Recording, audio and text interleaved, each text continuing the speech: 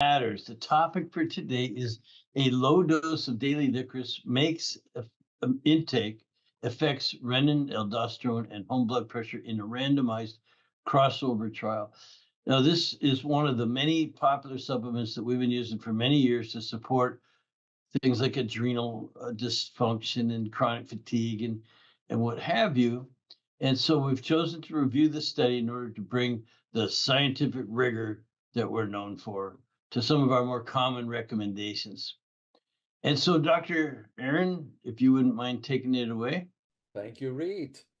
Uh, as we always say in each one of these sessions, we take a deep dive into recent research that is going to bring to light objective evidence of whatever the topic is at hand. And today we're going to look a little bit more closely, as Reed said, at the issue of licorice. I'm not going to repeat the whole study. And this study is important because it's attempting, like a number of others recently, to bring some clarity to an area that, although it might show promise and efficacy, needs to be better understood, and so as to develop guidelines for safe limits of intake. And so with that in mind, we'll look at the actual evidence because, Reed, I'll let you say it. Science matters.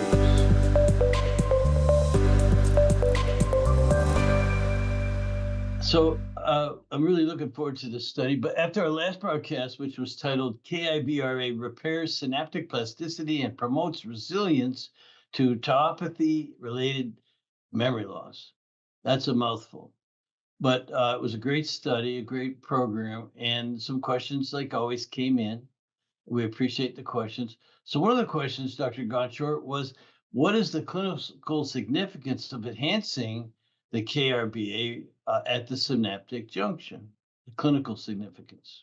It's an excellent question. And I think that one needs to remember from a few weeks ago, we were discussing KIVRA, and most current research on the potential treatments for Alzheimer's has focused on the reduction of the toxic proteins, right, such as tau, amyloid beta, that accumulate both in the neurons and outside the neurons of the brain as the disease progresses. And it's been thought, by the way, that that is the major reason for the problems that Alzheimer's patients are suffering. But it's not the only thing. And the Kibra protein in the brain is primarily localized at the synaptic area, the postsynaptic regions. And it is required for synapses to form memory. That is a key issue to remember here. The brains in those with Alzheimer's disease are quite deficient in Kibra, in some cases dramatically deficient in Kibra. So rather than trying to reduce toxic proteins in the brain, the clinical goal with Kibra is to reverse the damage caused by Alzheimer's disease in that synaptic area. And as a result, to try, of course, to restore memory. So from a biomarker standpoint, higher levels of Kibra are definitely shown in the cerebral spinal fluid, the CSF. That's what I'm going to call it. But it's in lower levels at the same time in the brain. So it's almost as though Kibra is escaping from the synapses and is ending up, washing up in the cerebral spinal fluid, in the CSF, which is not good. And all of that is very well correlated to the severity of dementia. The higher the level of dementia, the higher the levels of Kibra you find in the CSF. There's also a very strong correlation between increased tau levels. So tau are one of these toxic proteins in the brain. So very strong correlation between the levels of tau and increased levels of Kibra, again, in the CSF. So note, using CSF as a median for biomarkers is very problematic due to the difficulty in access. What are you going to do every time you want to find out? You're not going to try to get into someone's cerebral spinal fluid. That's extremely difficult to do and very dangerous, frankly.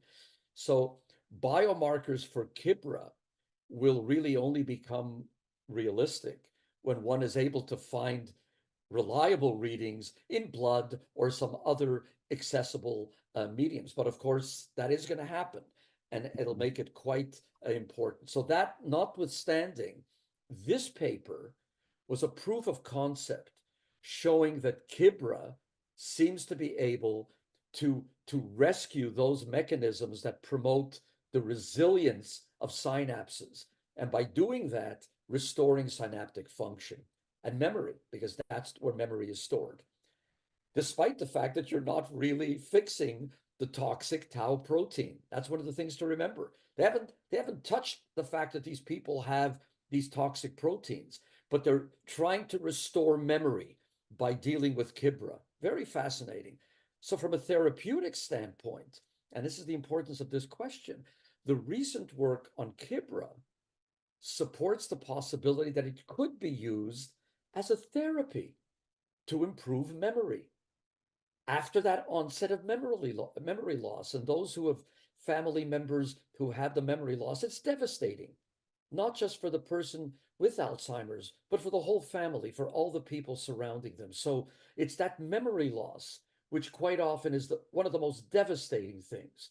So even though the toxic protein that caused the damage remains, if you can get back some of that memory, that would be wonderful. So along with other treatments that already exist or are going to come into use in the future, and I should say, by the way, in the near future, there's a lot of work going on here, a KIVRA therapy to repair the synapses could be a valuable addition to whatever therapies are now coming on stream.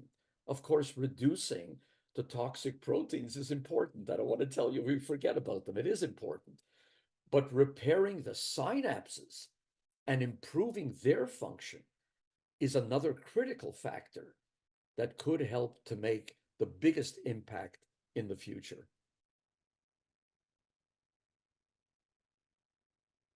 Well, fantastic. Good answer. And we would like to see that move forward. I know that it's in the beginning stages, but that some therapies are probably going to come along that would help relieve a lot of suffering for people. So thank you for that. And thank you to everybody for submitting your questions. They're very important to all of us as we learn together. And Dr. Gunshore, now let's jump into today's study about a low dose of daily licorice intake affects renin, aldosterone, and home blood pressure in a randomized crossover trial.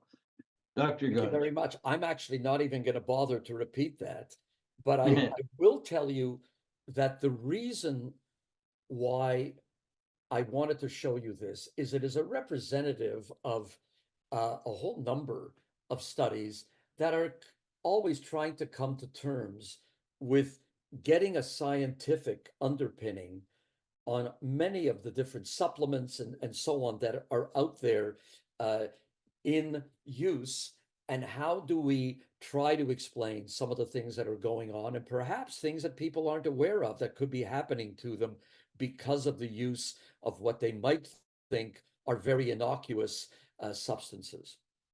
So this is a recent study in the American Journal of Clinical Nutrition. And what they have said, the author said that licorice is actually more potent than previously known, causing significant increases in blood pressure after daily intake of only 100 milligrams of glyceric acid, which we're going to call GA. The safe limit of intake of this substance might need to be reconsidered. So that's a comment that they made in some of the conclusions. So what about licorice and blood pressure and all the rest of it? Well, licorice, as we know, is renowned for its medicinal, aromatic properties. We see it in everyday consumer products. So you see it in confectionery products, aniseed beverages, cosmetics, medications. It's ubiquitous. It's all over the place. And there's a lesser known adverse side effect that we've been aware of for a while, but haven't really seen many studies on that. And that is the effect of having blood pressure increase linked to this glyceric acid, GA, which is present in licorice. And so that's where this study really focused in, is on the effect of GA. We do know that in the kidneys, GA inhibits the enzyme 2-alpha beta HSD. For those who are involved in hormone analysis, you'll know that's a very well-known enzyme involved in a number of pathways. Two of them actually are very important. It catalyzes the conversion of cortisol to cortisone, the storage level, and also corticosteroids into 11-dehydrocorticosterone, which eventually leads to changes in aldosterone. And so that is very important because inhibition of this process with this particular enzyme will, in many people, lead to an increase in blood cortisol levels and what is known as pseudo hyperaldosteronism. And if you remember what happens when you have aldosterone effects, is you get hypokalemia, hypernatremia. Those are the two minerals, remember, that are involved in blood vessel control of blood pressure, and it'll also create water retention. And by doing that, it causes hypertension. In other words, an increase in blood pressure. So we know that most individuals, and this is all background before we actually get into the study, most individuals we know can consume up to 100 milligrams per day of GA, of this acid, without adverse effects. However, recent surveys are revealing that 5% of licorice consumers exceed this daily limit, and there's some studies that say that it's way above 5%, that there are a lot of people who spend a good part of their day either eating licorice or involved in some other form in getting licorice into the body. And the GA content in licorice varies depending on its origin and which type of plants are being used, the storage conditions, etc. So it can range from very, very low levels to relatively high levels of GA per gram. So in the present study, it was a randomized trial. They used 28 healthy volunteers, quite young, and they were investigated to specifically look for the effects of licorice and specifically GA on blood pressure. And it was a crossover study. So first you had half of them would get licorice-based lozenges or a control for 2 periods of 2 weeks each. Then they'd be separated for 2 weeks. It was called washout, where they took no licorice, and then they would switch. And whoever was not getting the licorice would now get it, etc. So they had a pretty good number to be able to get scientific verification. And the licorice lozenges were from the same producer. They contained 30 plus or minus 2 milligrams of gram of GA. And the participants consumed 14 or 15 lozenges per day, which is the equivalent of about 100 milligrams of this enzyme, GA. And what they found, it may not look like much, but they've found a significant rise in systolic blood pressure during the period of consuming licorice, as opposed to the control product. So the average difference was about 3 millimeters of mercury. Now you may say, well, that's not much, but when you get a consistent rise, you need to be aware that it can be very significant. And that increase normally would start on the 4th day, and that it would reach an average difference of about 4.1 by the end of the 14-day period, and then the blood pressure would return to its initial levels about 11 days after stopping consumption. And remember, if somebody is eating this stuff every day, then what they're doing is not just getting a random increase in blood pressure, but that begins to rise, and then you will get an increased blood pressure, of which there is then a rise on that higher blood pressure to begin with. So that can cause very significant increases in blood pressure. And all of that aligned with the effects that would be indicative of pseudo hyperaldosteronism, which I mentioned just a minute ago, which can be induced by this enzyme, GA.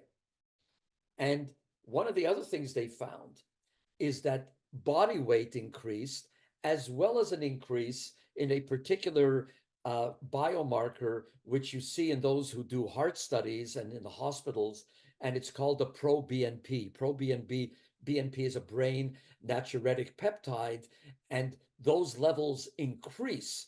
And that effect had previously been unproven by the consumption, which was considered moderate and safe. But now we know that you can get increases in body weight as well as an increase in the BMP. And why is that important? Because BMP is a sign that the heart is not working, has to work much harder to pump blood.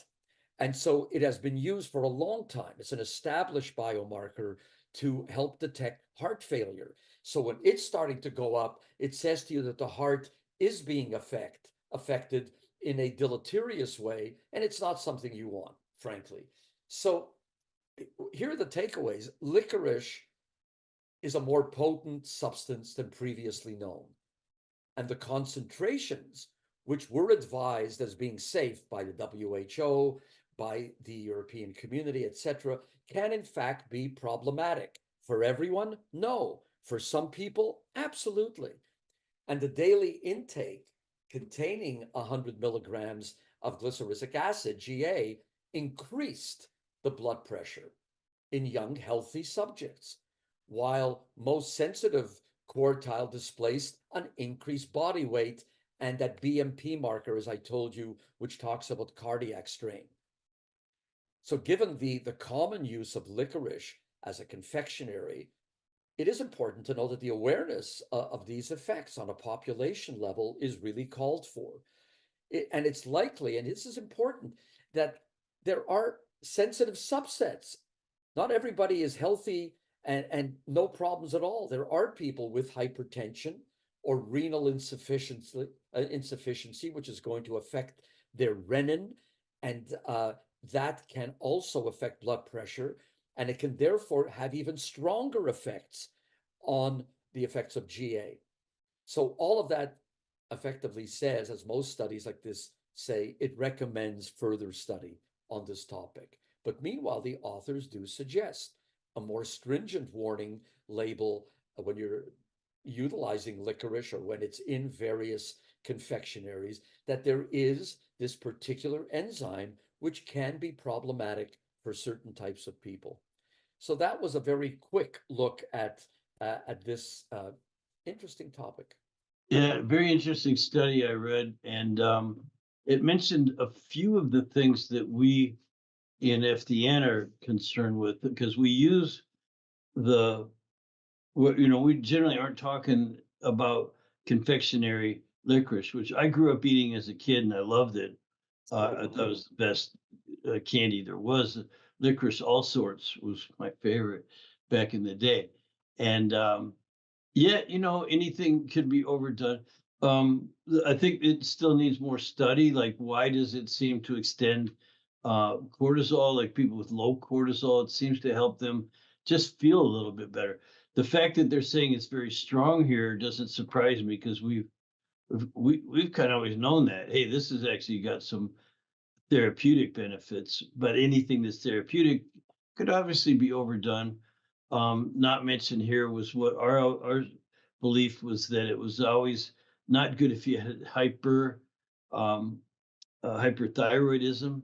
People with Graves' disease and that kind of thing should probably never use it. So there's more to be discovered here, but I think also, just for FDNs listening, the dosage that we've always recommended for our licorice root drops is really low. It's just a Yes, few it is. drops.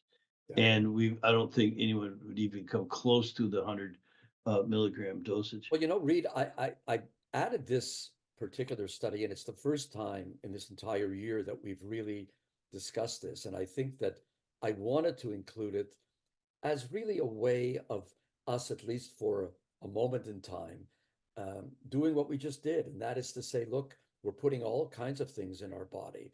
And it behooves us at least to know that there is some kind of scientific work that's been done that has dealt with what seems completely innocuous, and in many cases is, but it can end up being a real problem for certain people.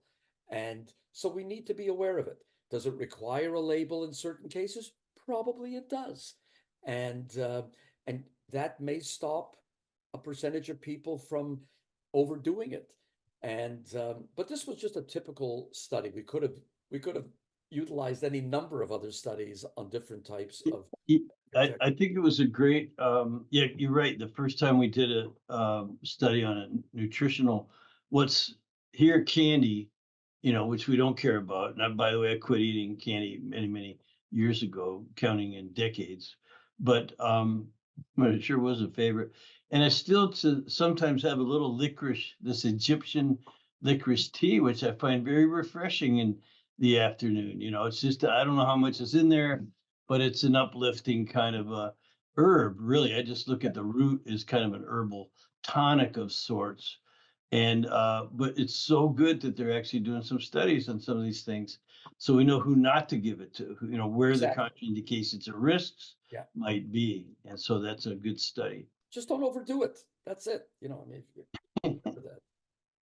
Well, thanks for that, and I want everybody again to just keep the questions coming. Your comments are very welcome. Remember to subscribe, like, and share our channel here. If you do have questions, comments, or suggested topics, you can submit those to fdntraining.com/science matters. And you can grab a copy of the studies, all free at fdntraining.com/studies. And join us again in a couple of weeks on May 1st when we talk about systematic evaluation of antimicrobial food preservatives on glucose metabolism and gut microbiota, at least in healthy mice. And why do we do this? Back to you, Dr. Gonshore. Because science matters.